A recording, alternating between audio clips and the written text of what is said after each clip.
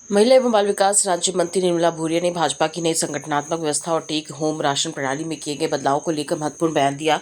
उन्होंने कहा कि भाजपा कार्यालय में कार्यकर्ताओं की समस्याओं को सुनने और उनके त्वरित निराकरण की नई व्यवस्था संगठन और कार्यकर्ताओं के बीच बेहतर समन्वय स्थापित करने की दिशा में एक सकारात्मक पहल है।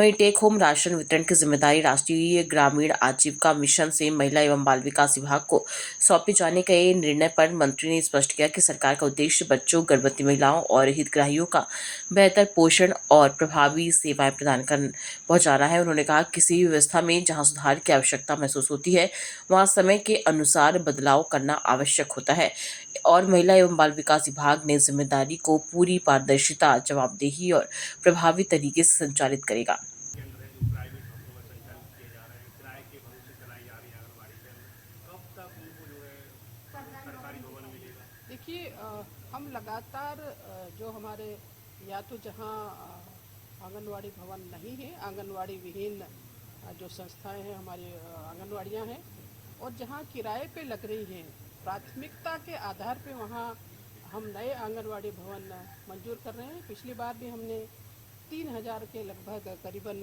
पूरे प्रदेश में आंगनवाड़ी के नए भवन दिए, और अभी भी हम लोग लगभग उतनी ही संख्या में आंगनवाड़ी के भवन मंजूर कर रहे हैं। तो लगातार हमारा ये प्रयास है कि कहीं भी अगर आंगनवाड़ी के भवन नहीं है या कहीं किराए पे चल रहे हैं, तो ऐसा हम लोग कोशिश कर रहे हैं कि जहाँ भी हमें जगह मिलती है, कई बार ये कि शहरी जो क्षेत्र है वहाँ हमें आंगनवाड़ी भवन बनाने की जगह नहीं मिल पाती है, तो वहाँ ज़रूर किराए से हम लोग संचालित करते हैं। लेकिन कोशिश ये कर रहे हैं कि हम जल्द से जल्द हमारी सभी आंगनवाड़ियों में भवन बना सकें, अच्छे भवन बना सकें।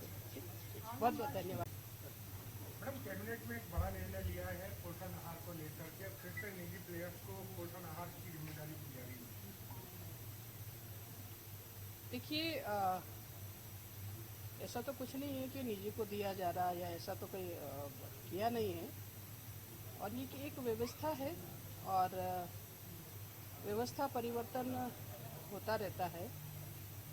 किस तरह से हम पोषण को बच्चों को, माताओं को, महिलाओं को अच्छे से पोषण आहार दे सके, और इसलिए एक परिवर्तन है।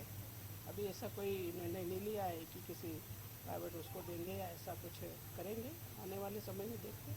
श्योपुर में लगभग कितना परसेंटेज ऐसा है जो अब, जो पहले बहुत ज़्यादा कुपोषित बताया जाता था श्योपुर जिला, अब वहाँ कितना सुधार आया है? देखिए, ऐसा पर्टिकुलर किसी एरिया में या किसी जिले में ऐसा अभी बताना वो नहीं है। आप कहेंगे तो आंकड़े पूरे प्रदेश के और वो हैं तो वो बता देंगे, तो ऐसा तो वो कुछ नहीं है। आपको चाहिए अगर तो दे देंगे हम लोग। एक बड़ा फैसला सामने आया आज कि लखन पटेल आपको आंकड़ा बता देंगे कि कितनी अच्छी है। अब वैसे तो हम तो ये कहेंगे कि हमारी सभी आंगनवाड़ियाँ कोशिश करते हैं हम कि अच्छी से अच्छी चले, और वहाँ कहीं किसी माध्यम से ऐसा कहीं हमें पता चलता है कि कहीं वो है, तो वहाँ हम सुधार की गुंजाइश रखते हैं, और सुधार आप लोगों के माध्यम से भी और दूसरे माध्यमों से भी हमें ऐसा कहीं पता चलता है तो हम ज़रूर से ज़रूर उसमें सुधार करते हैं।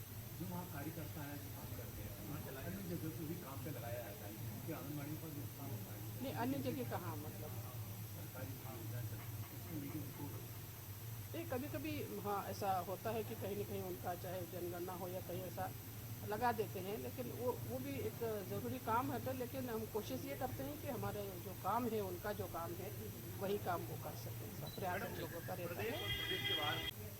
केवल उनके पास आनंद विभाग, तो क्या कहेंगे, कुछ आप लोगों को देखिए, जानकारी उस बारे में तो कुछ नहीं कहूँगी। अब उस बारे में क्या कह सकते हैं, ये तो हमारे मुख्यमंत्री जी का स्विवेक है, इस बारे में तो कुछ नहीं कह सकते। और भी मंत्रियों के विभाग जाने की नहीं, कुछ नहीं कह सकती मैं इस बारे में। अब इस बारे में क्या कहेंगे? ठीक है, धन्यवाद भैया, बहुत और कुछ पूछना है हाँ, इस बात इसके के अलावा बारे में तो ठीक है। भोपाल में कितनी आंगनबाड़ी